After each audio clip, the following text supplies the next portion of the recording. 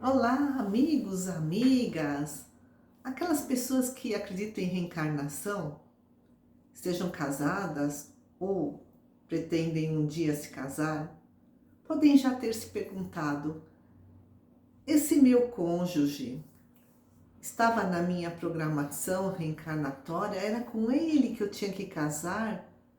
Ou, simplesmente aconteceu, apareceu no meu caminho? Como essas coisas acontecem? E a irmã Cidufo, no livro Emoções que Curam, psicografia de Wanderlei Soares de Oliveira, cita uma questão do Livro dos Espíritos, a questão 259, que nos ensina que nós, antes do reencarne, podemos escolher o gênero de provações, mas as particularidades são consequências das nossas ações, da nossa liberdade de escolhas. Na maioria dos casos, por conta ainda do nosso atraso evolutivo aqui do planeta Terra, são os mentores e os avalistas kármicos que planejam as próximas encarnações. No entanto, espíritos mais esclarecidos podem escolher o gênero de provas, como a gente pode ler lá no Livro dos Espíritos. No entanto, ensina a benfeitora, ao longo da nossa existência terrena, podem haver alterações necessárias ou inesperadas na nossa caminhada. E a irmã se conta um caso hipotético para ilustrar essa questão, para a gente entender melhor. Então, vamos dizer assim, Karina planejou a próxima encarnação para aprender a ter mais paciência com o próximo. Escreve Hermance. Ela planejou que estaria em uma situação na qual nutrisse um imenso encanto afetivo por alguém, para que, durante um tempo considerável, exercitasse o perdão, a paciência e o amor. E no plano dela estava que após 20 anos em que a resignação, a paciência, a sensatez seriam os grandes objetivos do aprendizado, ela estaria apta a receber como filhos 3 espíritos, os quais ela prejudicou nas vidas anteriores. Na programação de Karina havia 3 opções para, vamos dizer assim, ingressar nessas lições de paciência. Poderia ser no ambiente profissional, ela poderia permanecer na casa dos pais esses 20 anos, tendo cuidado dos pais, paciência para com os pais, ou ela poderia se casar.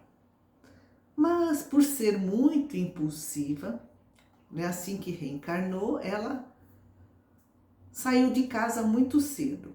E além do mais, ela não suportava o ambiente profissional. Aí sobrou o casamento.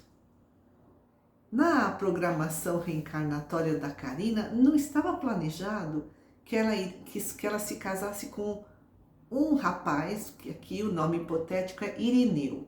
Então não estava planejado que ela se casaria com aquela pessoa, mas estava nos planos a possibilidade do casamento como escola para o amadurecimento. Então a gente vê, né? O gênero da prova que é escolhido, não a particularidade. O gênero era a possibilidade do casamento como escola para o amadurecimento. O Irineu era uma particularidade.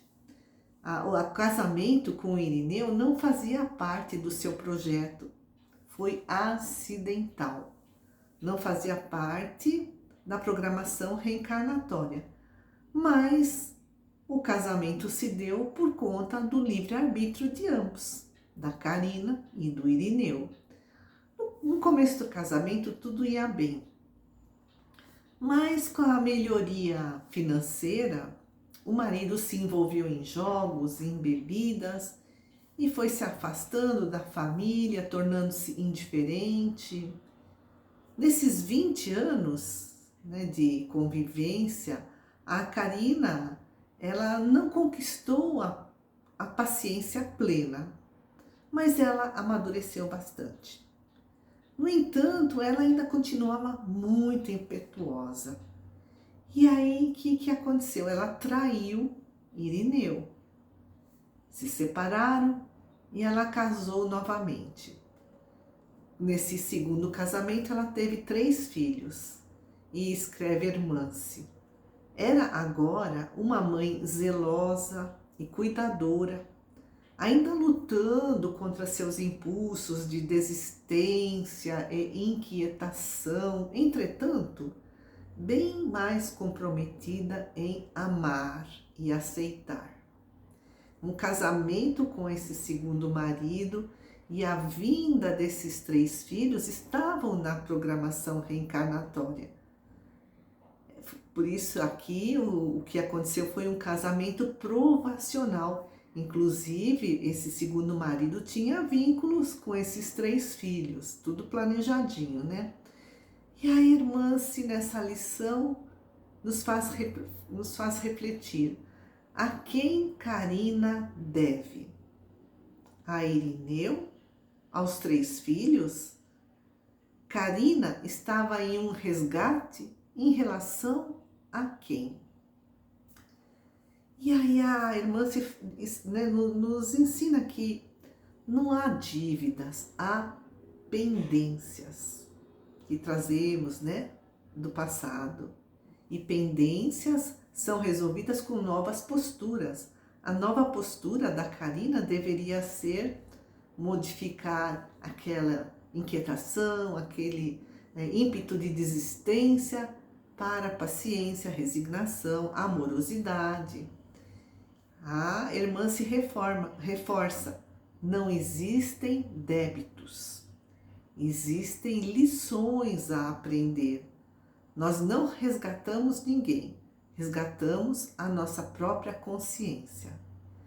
E nós, né, para saber o que cada um dos nossos relacionamentos quer nos ensinar, então façamos as seguintes perguntas. O que eu preciso aprender com essa situação? Nesse relacionamento, com meu marido, com meu filho, com meu pai, com a minha mãe, com meu irmão, para que estou nesse sofrimento? Quer dizer, né, se o relacionamento é difícil, é para quê? Ou seja, qual a finalidade desse sofrimento? O que esse sofrimento, quer me dizer? Então, a pergunta diante da dor não é por quê. O porquê, né, tá lá no passado, nem sempre a gente vai saber. E ela diz, às vezes, a gente inventa um porquê como fuga da própria responsabilidade. Ah, porque é ele que não investiu no casamento. A pergunta deve ser para quê? E aí a gente investe no nosso presente, assumindo as próprias responsabilidades. E escreve Hermance. Casamento, profissão, família, assim como quaisquer experiências da escola terrena, são cursos intensivos para desenvolvimento de habilidades, superação de traumas e aquisição de novos patrimônios morais em direção ao bem e à luz. Pois essa é a nossa destinação, né? Brilhe a vossa luz, como nos ensina Jesus. Então, aprendemos nessa escola da vida da melhor forma que pudermos, mediante esses ensinos maravilhosos trazidos pela espiritualidade e por outros grandes estudiosos aqui da Terra. Então, agradeço muito a companhia de vocês, agradeço muito aqueles que se inscreveram nesse canal e que Deus, Jesus, nos abençoe a todos.